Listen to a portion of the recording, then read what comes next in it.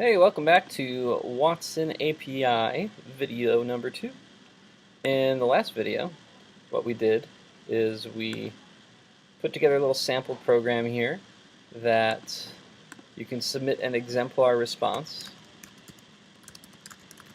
and it will send the exemplar response to Watson's API, and it'll output the callback from Watson into the console in JSON with an array of keywords and their relevance scores.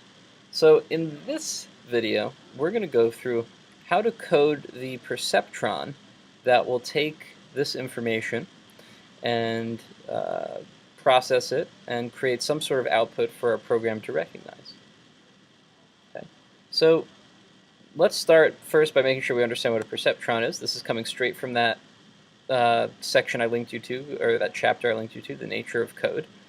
A perceptron is essentially just a representation of how a neuron works in your brain, in that it can take many different inputs, process the inputs, and then produce some sort of output firing, or not firing, based on what the inputs are. So in our case, our inputs are first going to be the exemplar response, and next they'll be the other sample responses, and the output we want to generate is going to be if the perceptron thinks that there's a keyword match between the exemplar inputs and the student response inputs. Now, of course, that's a primitive and only one piece of the puzzle way to decide whether a free response question that a student answered should earn full credit or not.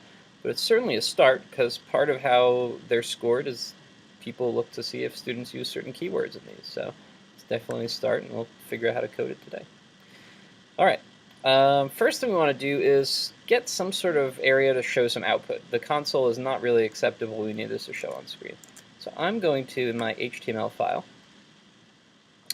in here where it says div container, I'm going to create two divs, each with a class of col-md-6. This is a bootstrap class that'll make them half the width of the page. Then I'm going to take my form group there and paste it into the left one. And just do some formatting. Those who know me know that I'm a formatting person. I couldn't think of a word. Cool. All right, and now we also need to show some output. So let's say we'll just put another div in here that says it's the output. Div ID output div. This is where the output's going to show. Okay, because we need to be able to show the person what's going on. All right, so instead of logging the data here, what we want to do is we want to store that keyword array from the exemplar.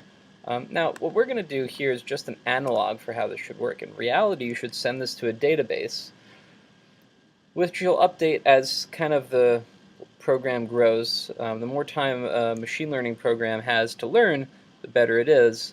So you need to have some sort of persistence, but for our purposes, we don't need it. We can just make an array of keywords. In JavaScript, you just do it like that to declare it. JavaScript arrays grow automatically, unlike Java arrays. And we can set keyword array to be equal to data.keywords. Just like it says here. The object is data.keywords is the array of keywords. Super. All right. After that, we need to put something in the output to say, all right, you can enter sample responses now. So let's make a function that'll do this for us. We can have a function that clears or clear form. It's a function. And that function should just take our text area, our exemplar text area, and clear it. So we should run that here. And then in our output, we should say, I would say exemplar information received. Please input a sample response. All right, let's see, make sure that works before we go any further.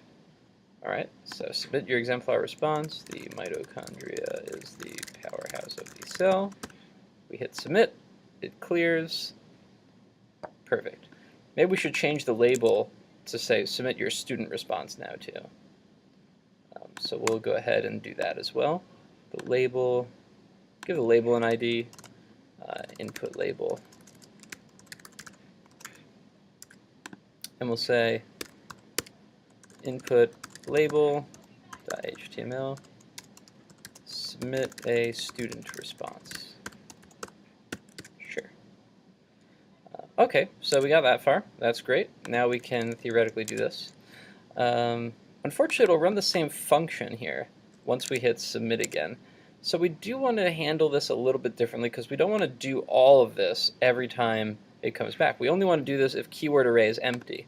So we should probably say, inside our callback, we should say if keyword array dot length is, I would say, equal to or less than or equal to 0. Basically, if it's got nothing in it. If it's got nothing in it, then we can do all this. Or if it's got nothing in it, set the keyword array to be data.keywords, clear the form, set the HTML of input label to be submit a response, set the value of the output div to be exemplar received, please submit a sample response. Otherwise, this is where we need to do something a little bit differently. Otherwise, we need to compare what's in the data function to what's in our keyword or stored keyword array. And that's this processing part of the perceptron. We need to do the processing part now. So let's make a new function. We'll call it variable process Watson output. And that needs to take an argument that's basically going to be the keyword array from Watson. So we'll say output, or we'll say Watson keys. How about that?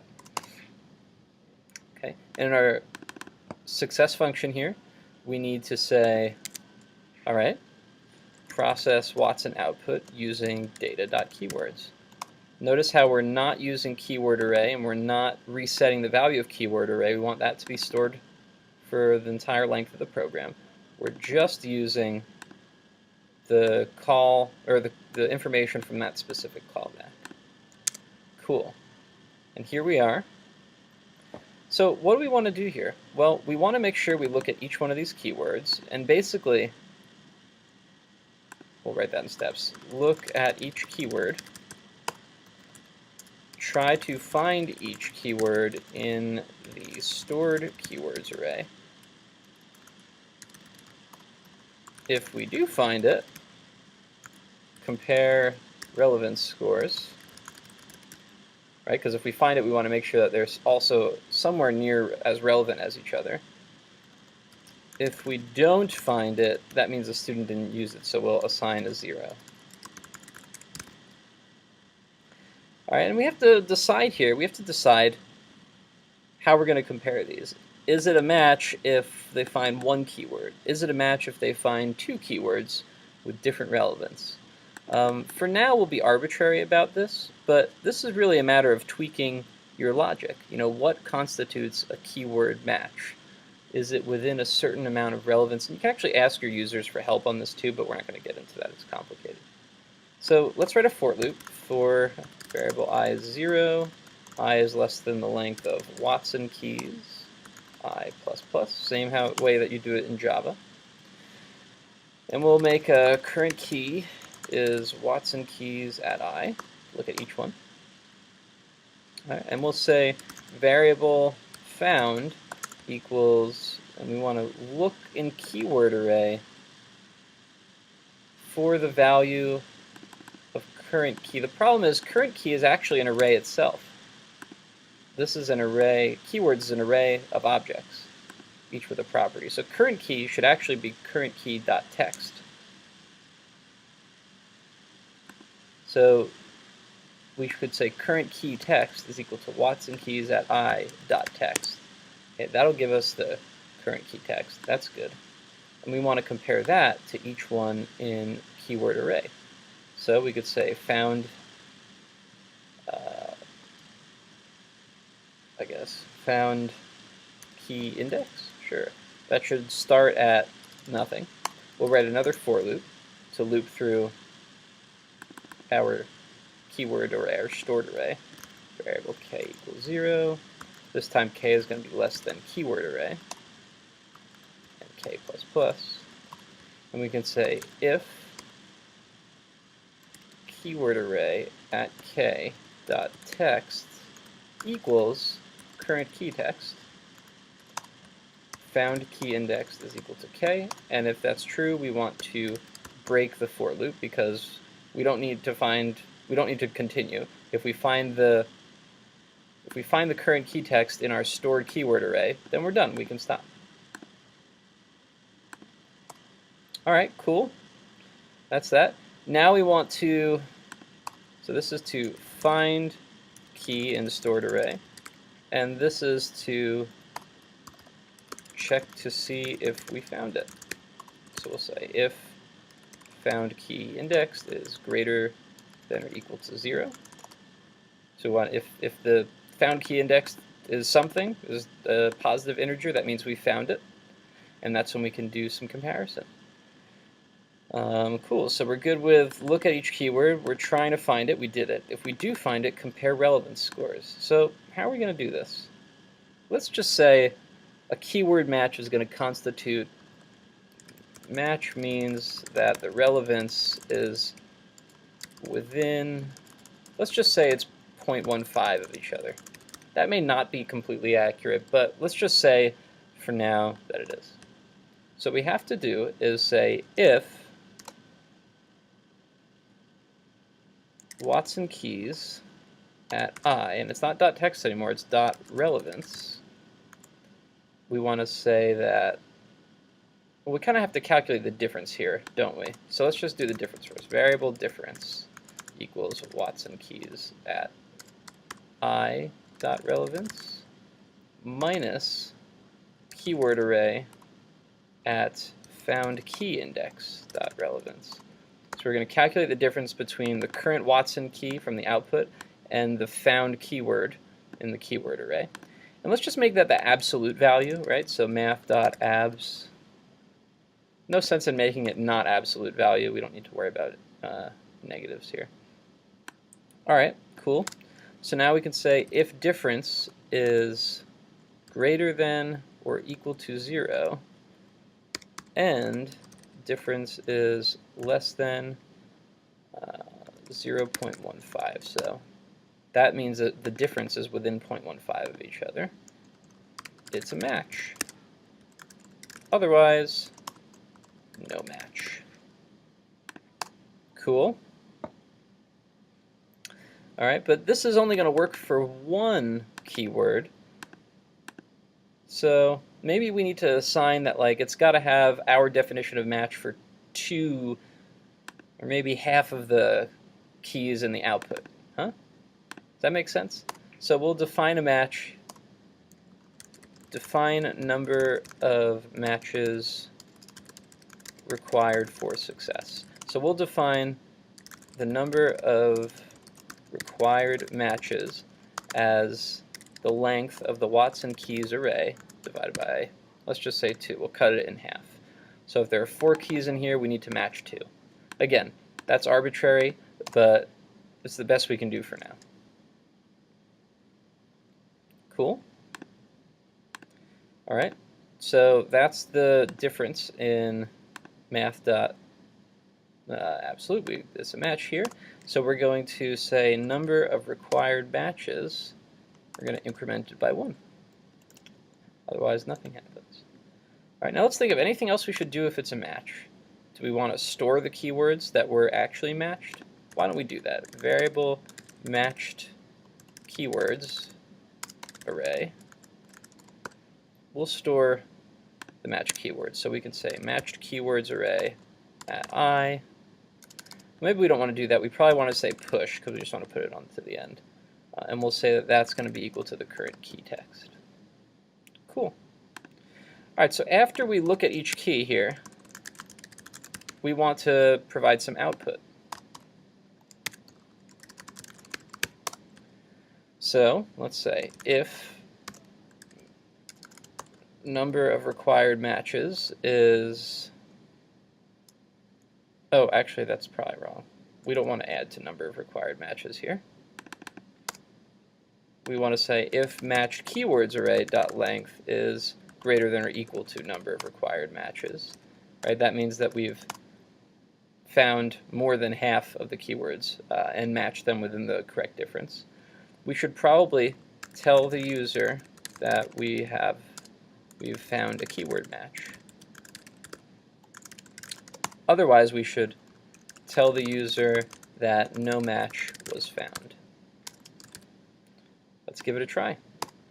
So we'll say the output div .html. We'll say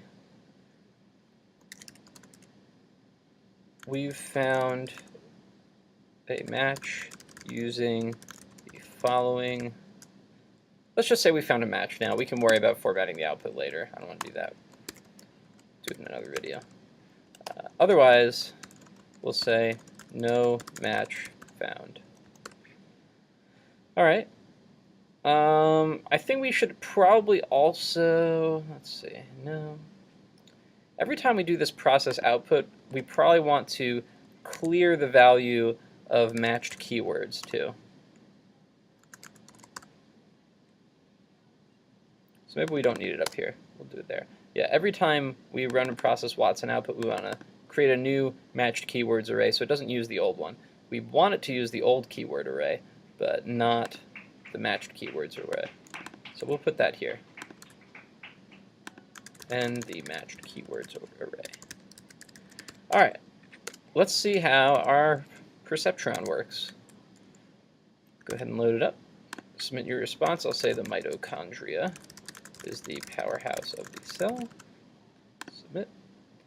All right, now we have to input a sample response. Let's say the sample is something close. The mitochondria is the powerhouse. We won't say cell, we'll just say powerhouse. How about that? That's cool in here. Where's Schlosser's block? No. Have you seen him? No. Alright, you may know the answer to this. You're good with math. Match, but I think I know why. I think this is a little too... This might be a little too rough. Let's see what the keywords array was. Let's see, it was only of length 2, and it said mitochondria and powerhouse. That was the output one. This one is of length 3. Mitochondria should have been a match. So should powerhouse, actually. But it said no match found. Interesting.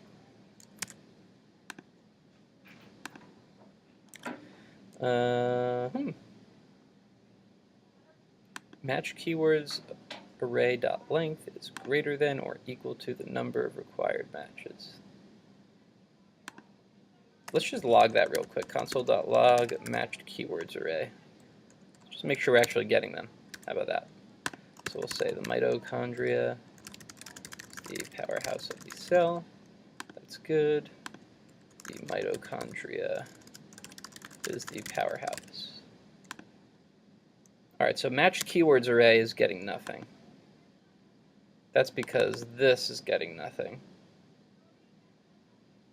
That's because, yeah, okay. So matched keywords array is getting nothing. Let's just make sure that found key index is working.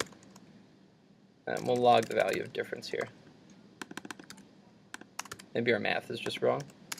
Could be possible. We'll try again. The mitochondria, the powerhouse of the cell. The mitochondria is powerhouse. All right, let's see what we got. Oh, we got nothing, actually. Where did the difference get logged? It didn't. One more try.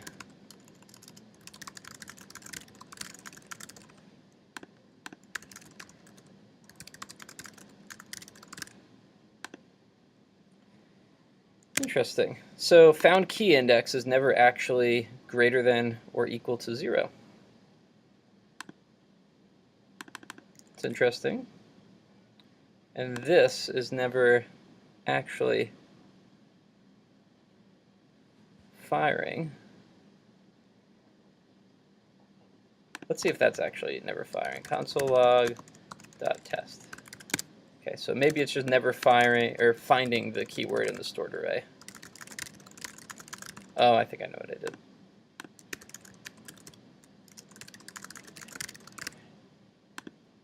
So it is never finding this. And that's because, I don't know. If keyword array at k dot text is equal to current key text for each one of these, fire test. Should we log the value of keyword array? I guess we'll have to. Yay! Debugging.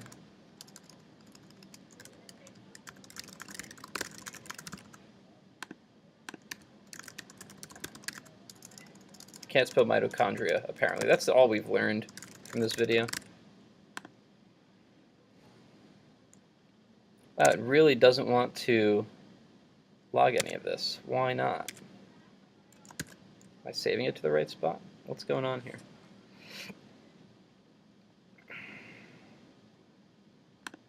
Is it just not running this entire for loop? Oh god, look at this. I is less than Watson keys. Oh boy. Oh boy. That's gotta be it.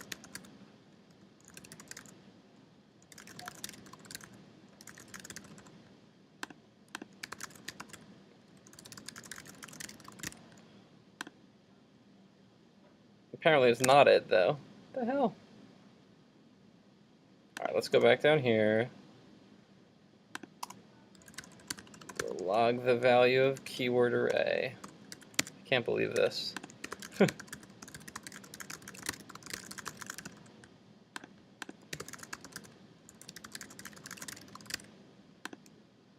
Well, that time it at least logged the value of keyword array. That's good. Alright. So, that's good. So it's doing that. Should we see this? Let's try this.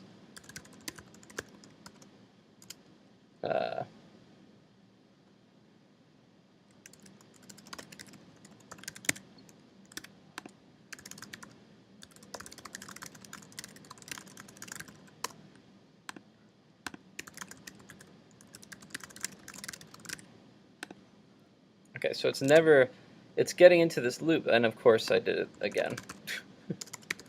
That's why you shouldn't code on the first day back from break, kids, because you do stupid things like that.